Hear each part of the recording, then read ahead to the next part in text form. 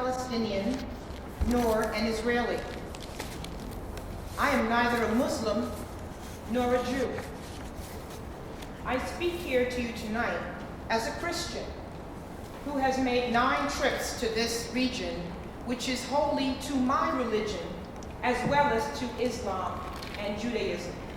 I have worshiped at the Church of the Holy Sepulchre. I have seen the holy sites from Judaism as well as of the Islamic people. I am concerned as a Christian, who is basically a secular person, with the rise of fundamentalism that characterizes Christianity, Judaism, and Islam. That this is a rise in all 3 major religions, whether we're talking about wacky Waco, Texas, or settlers in different parts of the world who see it as their God-given right to have whatever piece of land. I'm worried about those things because I want access to these holy places as well. I want to be able to come there with my friends and see these holy sites and not worry if there are religious zealots of whatever background who would make it uncomfortable or deadly for me to go to this region. I also teach Islamic law at the University of Iowa. And as a matter of fact, I know more about Islamic law than I do about Christianity, because I was brought up in a particular church as a social option, not because I studied Christianity as a theology, but I have studied Islam as a theology in order to teach it to Christians who are primarily from Iowa. So it's given me insight into that religion in a theoretical basis that I did not have in my own.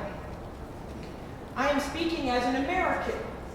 My people have been in this country 400 years.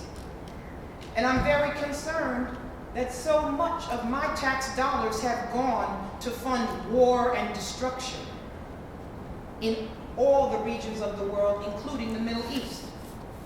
I want those tax dollars to be spent for all the many problems we face inside the borders of the United States. I'm leery of our involvement in foreign conflicts in this post-Cold War era, whether those conflicts be in Somalia, in Haiti, in Bosnia, or in Palestine. I'm not saying that because I'm an isolationist, but because I wonder, can America afford to police the world anymore, if it ever could?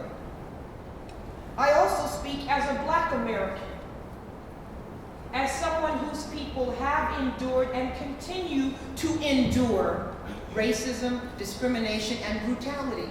So I can empathize with the Jewish people who have suffered years of hostility and discrimination, and I can sympathize with the Palestinian people who have suffered that as well. I know that almost every people have their Holocaust. And to those people, that Holocaust is the equal of someone else's Holocaust. And I cannot use my Holocaust of 400 years of slavery and subsequent degradation to say that's worse than this person's Holocaust. I have to relate as a person who suffered to other people who have suffered. I also speak to you as a woman, obviously as the only woman on this panel. I'm usually the only woman on a panel when the issue involves international affairs. I speak to you as a mother of 2 small children who I don't want to see grow up and have to go fight war. As a mother of 2 boys, I have watched how so much of how boys gain their sense of masculinity has to do with war toys, and then when they grow up into real weapons of war, whether they be the basic bayonets, the cowboys and Indians, or the smart bombs that boys play. It's hard for boys to learn to put down war toys. We certainly don't teach them to do it as children. Why should we be able to think they could do it as men? That has to be taught by fathers and by mothers of adults and children to get out of a war mentality. Women are not raised this way. So we don't have that same war mentality. That's not to say we can't be goated, As you know, women in defense of their young are as deadly, if not more deadly, than the male. But that is to say, we are raised differently. We are raised to nurture and to protect. And we have to get involved in teaching men and boys how to nurture, how to reach out, how to communicate those deep feelings that men are not taught to do in whatever culture, whether that's American, whether that's in Israel, or whether that's Palestinian. That has to be taught. And that's a hard thing because men aren't supposed to do that. But that's what has to be done now. As a mother, I have learned that if your children have no hope, if you can give them no hope, if you cannot give them a sense of self-esteem, they will self-destruct. They will self-destruct whether they are in South Central LA, where my people are from. They will self-destruct whether they are Jewish children or Palestinian children.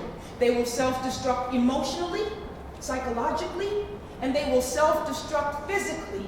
Not only themselves, but against you and you and you and your mother and your uncle and your friend. In the United States, we often call this phenomenon gangs. In another part of the world, it might be called terrorism. You take a 14-year-old boy trying to get into his sense of masculinity, you give him no hope, you give him pain, and he will become a gangster. You may call it a terrorist or a gangster, but he will self-destruct and he will take the community with him. We must give those children hope of whatever their background is, or they will self-destruct, and they will self-destruct this agreement, and they will self-destruct into the indefinite future. So that is up to us as adults, as parents, as people who love and have to convey love.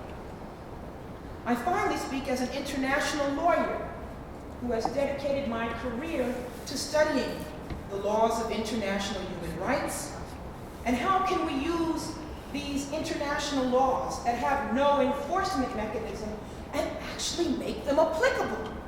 There's no police force. The UN is not the police force. It hasn't been. Maybe it will be one day, but it's not right now. Some of my work that I'm involved in right now at the University of Iowa includes an article that's called Democracy, Constitutionalism, and the Future State of Palestine. And what I do in this article is I look toward the future, toward what might be, what may come to pass. We have to do this now, even though that word statehood is not yet out on the table openly from the Israeli side. It's clear it's on the Palestinian side, but not yet on the Israeli side. But it takes years to talk about these issues. I have been an advisor for the African National Congress of South Africa since 1988. And since in that time period, they were writing documents in exile as a banned organization, talking about what is a constitution, a proposed Bill of Rights. They went through a process in 1988, before Mandela was out of jail, when it seemed like pie in the sky. And they began that necessary process of talking within their community and with outsiders to envision the future. What would it be to have democracy in South Africa?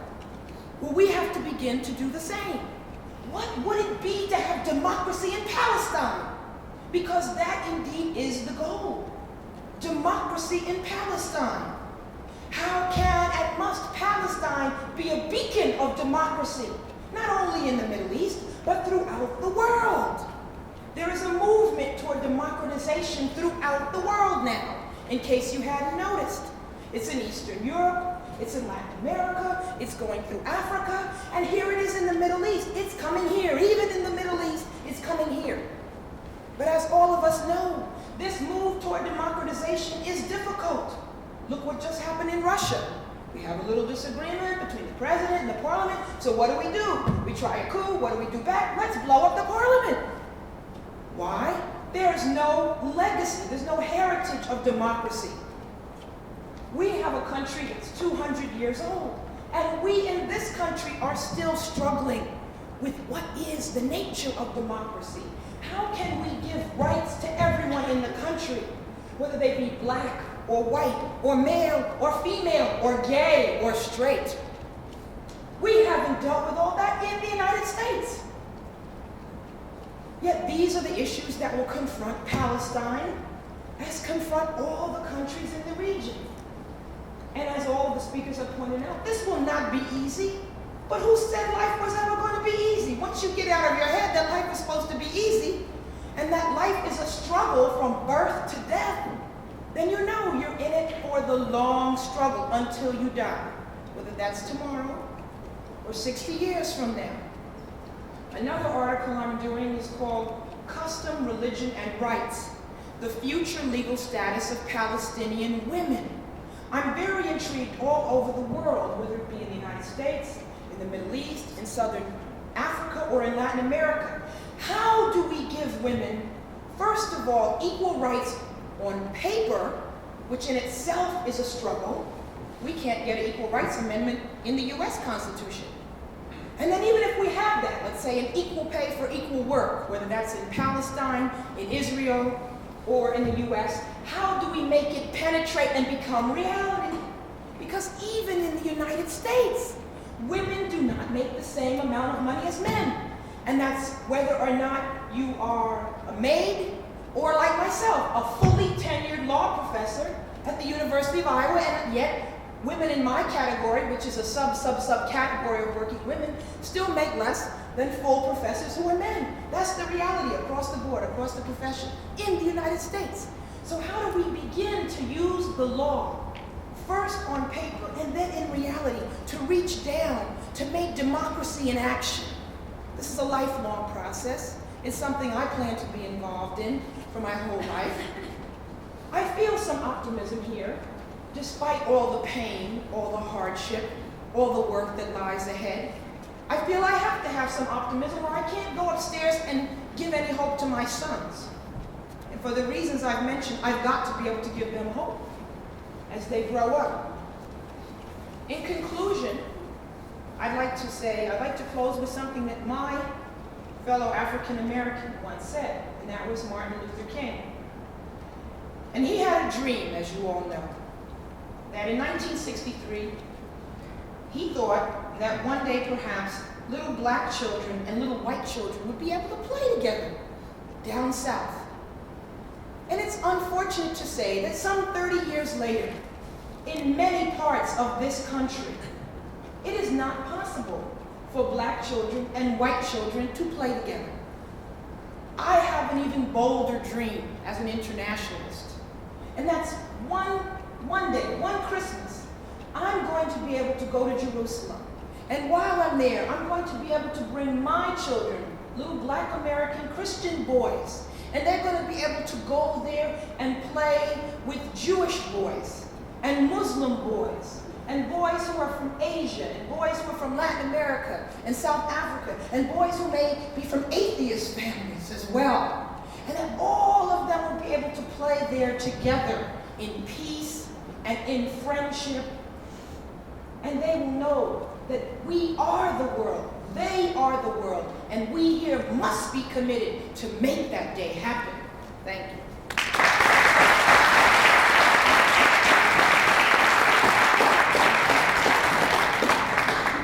My thanks to the panel for being so excellent in their conservation of time. I'm very impressed with that alone. Now we're going to spend a few minutes to ask each other questions on the panel or respond if there's a desire to do so, and then we'll open it up to the audience. So. Yeah, I'd just like to respond to what my friend Wasif said during his statement. He talked about the fact that the Israelis had never recognized the Palestinians, and from my perspective, that really is kind of a distortion of the facts. He talks about the 1948 war, and he talks about the 1967 war without providing any of the context. Well, if you'll notice on the back of this handout, there's a map, and the map is the 1947 partition plan by the UN. And after the British in 1947 decided that they wanted to give up control of this area, the UN sent a fact-finding mission because you had a problem. You had two groups of people. You had the Jews and you had the Arabs, and they both believed that the same piece of land belonged to them. And this fact-finding mission came back to the UN and said, look, the only way to equitably solve this problem is partition, divide it up on a demographic basis. And that was the partition resolution that perhaps you've seen in the documentaries where you have a very dramatic vote. That partition resolution was accepted by the Jews. The Jews were not happy about it because Jerusalem was an international city, but the Jews were willing to compromise. The Jews were willing to accept less than what they had optimally hoped for. The Arabs were not. The Arabs refused compromise. The Arabs refused to accept partition, the Palestinian Arabs, and just a few quotes here. The UN Palestine Commission, quote, this is from February 16, 1948. Quote, powerful Arab interests both inside and outside Palestine are defying the resolution of the General Assembly and are engaged in a deliberate effort to alter by force the settlement envisaged within. And this is the settlement, end of quote. That's the UN. Jamal Husseini, who was the Palestinian Arab representative to the United Nations, April 16, 1948. Quote, the representative of the Jewish agency told us yesterday that they were not the attackers, that the Arabs had begun the fighting. We did not deny this. We told the whole world that we were going to fight. Another quote. I never go anywhere without my handy book of quotes. Okay. One other quote. After the state of Israel, on the very day that the state of Israel was declared, Azam Pasha, the Arab League Secretary General, quote, this will be a war of extermination and a momentous massacre which will be spoken of like the Mongolian massacres in the Crusade. So had the Arabs been willing to accept partition in 1947, 1948, there would have been a Palestinian state for 45 years. But they refused, and they opted instead to embark on a war of genocidal ambition. They wanted to wipe out the Jews, throw the Jews into the sea.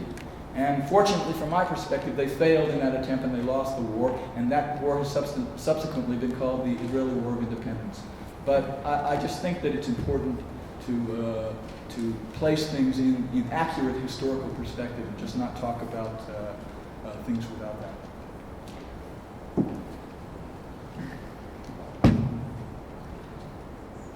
I'd like to respond by first explaining why the Palestinians rejected the 1947 UN resolution to partition Palestine. In 1947, the Palestinian population in Palestine was 1,200,000 people. The Jewish population was 600,000 people, half of that Palestinian population. The Jewish population, the new coming settlers from Europe, owned 60% of the land. The rest of the land was Palestinian. Despite all that, the UN partition resolution gave to the Jewish state more than half of the land. That's why the resolution was not accepted by the Palestinians. And if you want to talk about genocide, the massacres against civilians were committed by Israelis in Deir Yassin and similar villages. I wouldn't advise you to get into a tit-for-tat kind of Well, I didn't supposed want to, massacres because the arm of the scale will most decidedly incline in the Arab direction. For every supposed massacre that the Israelis supposedly carried out, there are 10 that were about carried out. 17,000 civilians, Palestinians in Lebanon. I fought in Lebanon in 1982. All right. Well, and we've that got is a the grossly tenor of the overestimated dialogue there, that figure. debate. Well, I'd Let's- like to talk about something more Oh, constructive. you have something more constructive. different Okay. issue. A I'd like different to issue. respond. Madam Wasada. Okay, different issue. Go ahead. On a more constructive note, in response to Mr. Lapkin, when he elaborated extensively about the defensive needs of the state of Israel, I think if you want to discuss that, it's very important to discuss the origin of the conflict. In my opinion, the origin of the conflict is that Israel, the state of Israel, was established the state of Israel was established at the expense of Palestinian identity, at the expense of the rights of the Palestinians. Now, I think the best defense for the state of Israel is that to give Palestinians their rights back. Because you're talking about an extra strip of land of 20 extra miles.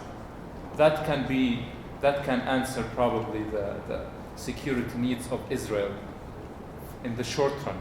But if we want to talk about a long-term settlement, if we want to talk about settlement for generations to come, we want to talk about a comprehensive peace when both the Palestinians and the Israelis coexist and are happy with what they got. And to have that, I think you need to work on meeting the security needs of Israel and at the same time meeting the national aspirations of the Palestinians. And that's more important than a extra strip of land in which it will provide a buffer zone.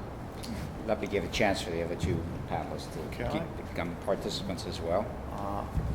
The main reason of the establishment of the State of Israel is not to take rights from somebody else, but according to the Bible, we have right on this part of the land, and we want to get back.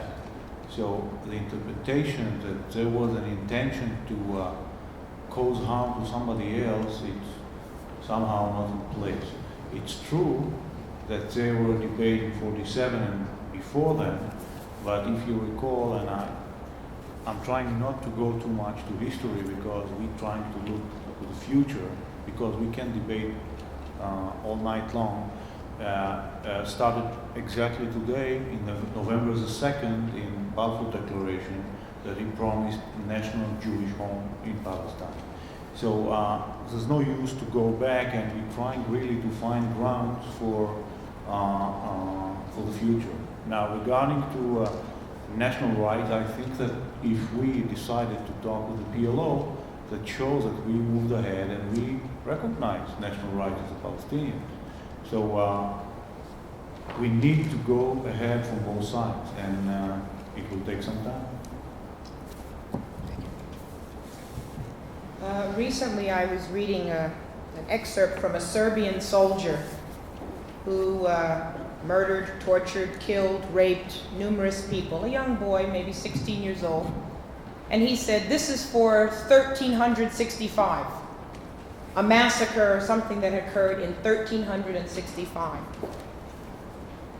Each side can list massacres, can list insults, and as we move forward, we have to deal with the fact that yes, each side feels this pain. And how are we going to deal with what we call spirit injury and move forward? We can't ignore it, but we have to say, I feel your pain. Something happened to you, like something happened to him. It happened to both of you, to all of you.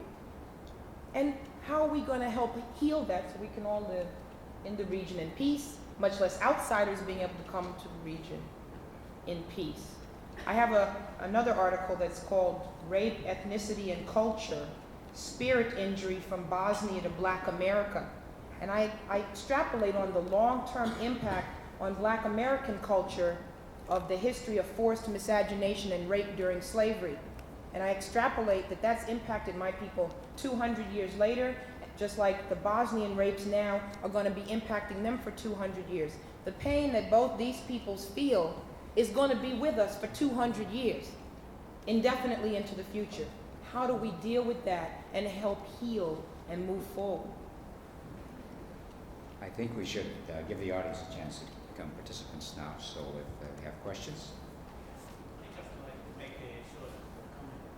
I think bringing in those cartoons depicting the Arab sentiment during and before my teaching is totally wrong and improper. I mean, the Palestinians, I could have wrote facts, not cartoons, showing soldiers, Israeli soldiers, holding the youth of an Arab arm, breaking with the stone. This doesn't serve, peace or coexistence. Listening to the gentleman's speeches to my friends, and I mean my friends because I have promoted friendship so that we can live together. And I think they were out of line. I was hoping that I would hear something, how to look to the future, promote this friendship, how to exist. And listening to my friend Sarai, I think he speaks Arabic very well. Can I ask you, how did you learn Arabic? Did you learn it in school or through your association with the Arabs? if the letter is true, Both. and if you could do it, the other Israelis can do it. No question about it. I did it both in the university and also I happened to serve in Egypt.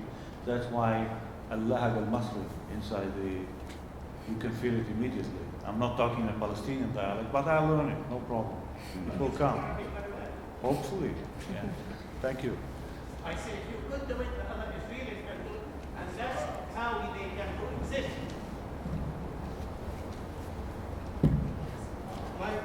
My question is, the law professor from University of Iowa. I'm very skeptical about the idea that, I have been a soldier for a long time. When I came to this university, I became a student and know how academics do things. I was wondering how you are transferring the ideas that you don't want Americans to be involved in the war outside the country, and that American dollars should be invested only in the United States. I think that is very superficial because the globe has come very close, such that if suppose I'm a refugee in the United States now, and I believe the United States is spending some money on me. Some American taxpayers are doing that. They do that because I ran away from my country, Sudan. So I believe that the world is becoming smaller and smaller, and the borders are becoming not very difficult to cross, leave alone with you and Canada and Mexico. So United States has a duty as a neighbor.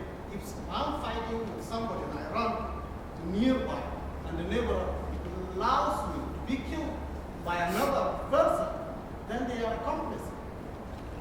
So I believe that there is a larger role for industrialized countries, including the United States, to involve to some extent, not actually helping one side, but to mediate like what we are doing tonight.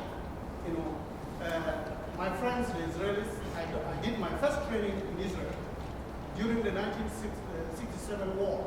When I was in Israel, Isaac Rabin was the chief of staff. And they trained me because the Arabs were all united, fighting Israelis. And we in the southern Sudan, we are being killed by Arabs too. So that's how I got trained. And I went to Israel. But Question, John. that doesn't mean that I support what Israelis are doing now to the Arabs. I sympathize with those who are fighting. But I believe that all of us who are here should work for the peace. We were very much amazed to see these enemies for 45 years, all my life, coming together. So tonight, you here have to come to see what the gentleman said.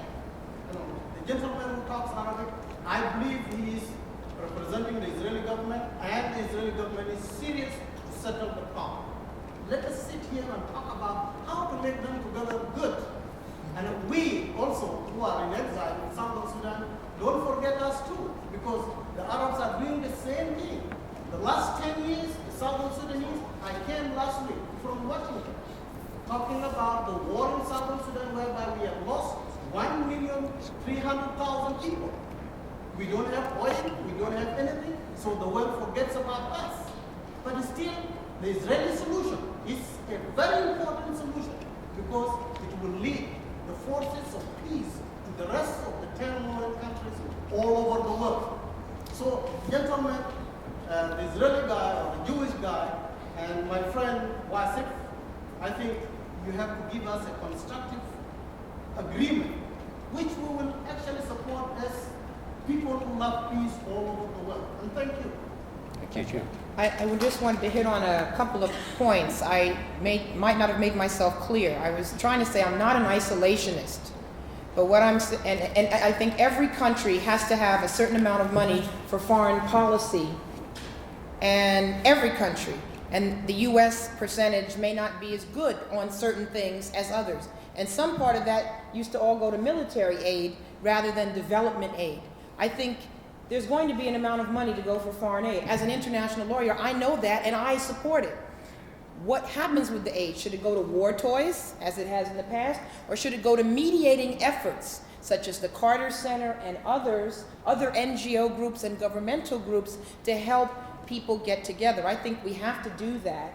And more money, one thing that used to disturb me is that we were spending all this money on 2 countries, Egypt and Israel, and all of Africa together wasn't getting $1 billion. Now, in terms of mediating, in '86, I went with a group, the National Conference of Black Lawyers. We went to Sudan, we met with the interim government, then we flew to London and met with representatives of the SPLA, Colonel Garang. Then we flew back again and went to the Sudan. So we were a private NGO group, and we were mediating in an international conflict. It didn't make the front papers, we weren't famous people, but these are efforts that have been done and can be done, and I think we should be involved to the extent we're asked to by the parties, whether they be governments or NGOs, to assist in this Middle East effort, as well as in all the other conflicts of the world. There is a role for us here.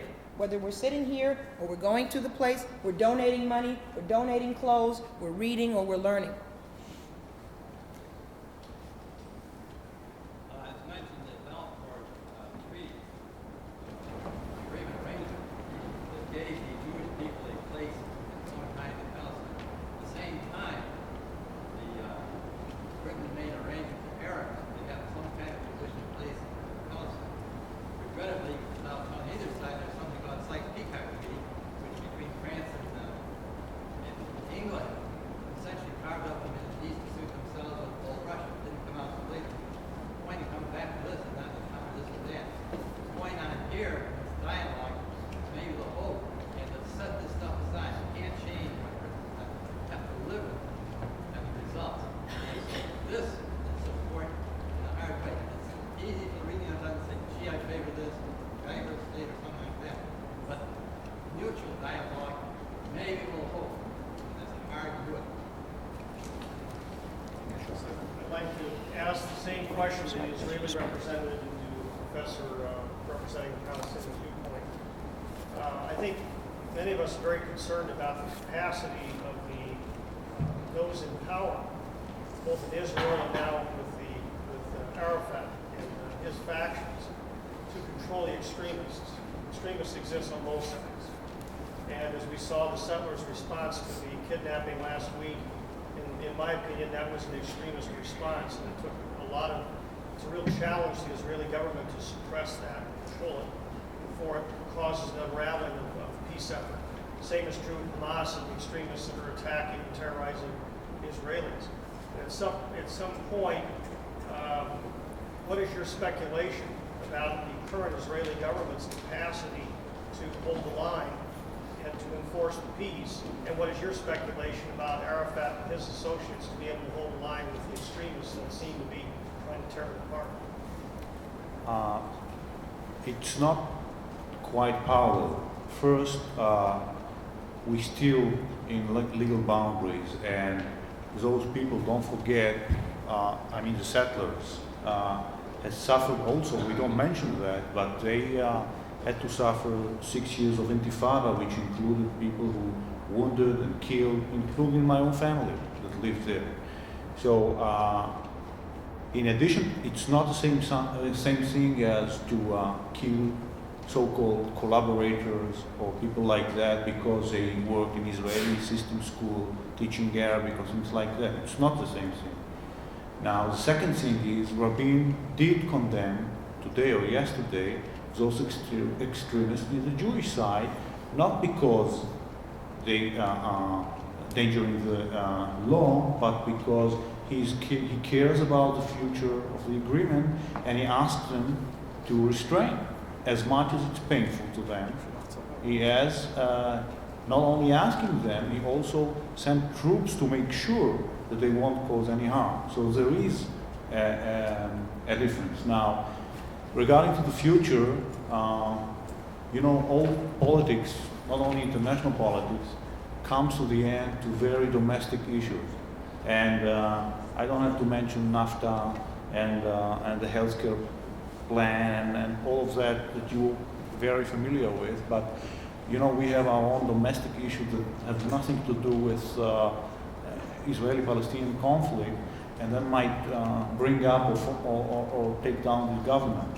So if this government will be strong enough with that forces it can go on. Now, we have few parameters to check that. We have our municipal elections today, including in Jerusalem and Tel Aviv.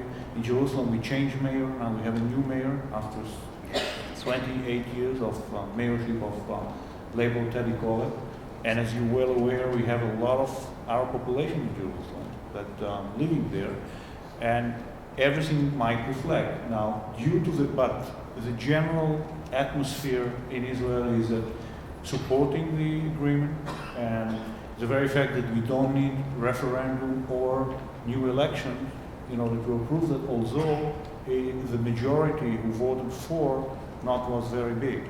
So it seems that clearly there is optimism with some skepticism about how this thing will develop. But basically, most of the Israelis give it a chance. And that's the most important thing. And already more to go over more than that, to some of them already established some joint ventures with Palestinians. I know my personal friends did it already. And we thinking about the dynamics that today it's with the Palestinians, tomorrow it can attract some others too. And maybe we stop, as we tried today, at least me, not to concentrate too much on the past, but with all the pain, that we all have pain, and try to switch for a better future.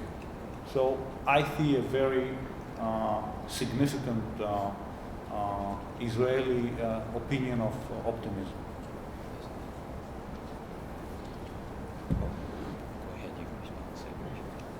A few years back, the Islamist, or the Islamist, extreme Islamist movements in the West Bank and Gaza was not as popular as it is today. It's my belief that it is due to the extreme conditions in the West Bank and Gaza, the extreme oppression that Palestinians are under. These conditions are what made the extreme reaction from many Palestinians happen. So I think the best, my feeling is that as the peace process goes along, as the Palestinians see that there is hope from that there will be peace with the Israelis, I think the popularity of the extreme Islamists, their popularity will decrease. And that's, I think, the only solution to the problem of extremism, because I don't think the solution would be to, by any means, or to stop their movement militarily. Because to stop, I think, or to limit their popularity, I think we need to attack the main reason they became popular, which is the oppression that Palestinians are under in the occupied territories. It is now 9:30, and Professor Tarikov. I gather it was necessary to express a lot of the pain before we could get to positive things. Everyone had to say something about it. Except for Professor Wing, everyone had to express a great deal of the pain of the past before they could get to talking about the present and the future. We finally got into some positive suggestions of what we might do or what they might do to be more positive. I'd like to hear one thing from the gentleman on the end. What can you give us beyond pain? We can get to the next step. What can be helpful? Well, let me just talk about my perception of this as an Israeli. I'm sorry. My perception as an Israeli. Again, I grew up in Israel. I served in the military there. Went through one war, lost friends, and anybody who's been through a war and has lost friends, and seen friends crippled, and had to kill. If he's not totally loony, there's no way a person like that can be looking forward to continued conflict. I'm very much hopeful that this will work out, but given the past, it wasn't just a catharsis of pain. I think it is important to understand from the Israeli perspective that the overriding concern is security. From the Israeli perspective, and I think it would be supported by any objective perusal of the evidence, the problem has been a continued error of refusal to accept a sovereign Jewish presence in the Middle East, and that began to crack with the peace with Egypt. And hopefully we're going to move on to better things. But I would like nothing more than to go and visit the old market in Damascus and to be able to go to Petra in Jordan. But given the fact that there really is notwithstanding what Professor Green said, there is a discernible dearth of democracy in the Arab world, and there's been a past history of many wars. The overriding concern of the Israelis is security. The Israelis are willing to compromise. They're willing to give back territories, but they're not willing to return to the borders where it was 9 miles from the frontier of the nearest Arab state to the sea, and Israel could be cut in half in 20 minutes, 20-minute tank drive. So I think that in order to be really forward-looking, I would hope that the Arabs would realize that the Israelis have these concerns and would be willing to accommodate them. The current Rabin government has said that it's willing to return the overwhelming majority of the territories, and I certainly support that. I'm certainly in favor of free access to the religious sites in Jerusalem, and basically that has been the Israeli policy since the Israelis captured Jerusalem in 1967. So in terms of looking forward, I think that the negotiations are going to be long and they're going to be difficult, but I hope that there has been a turning point. I hope that the handshake between Yasser Arafat is a harbinger of things to come, and soon there'll be a handshake between Hafez al-Assad in Syria and Yitzhak Rabin and King Hussein and Yitzhak Rabin, and the Middle East will be a different place. And no one would be happier than I if, to quote from the Bible, if we could all beat our swords into plowshares, I think it would be the greatest thing since sliced pita bread. All right, we are now at the point at 9:30. I know you have a lot more questions and want to continue the dialogue. We'll be here after we break up formally, and there's refreshments over here. Everyone is invited to help themselves. But please first give a thank you to our panel for their participation. Thank you.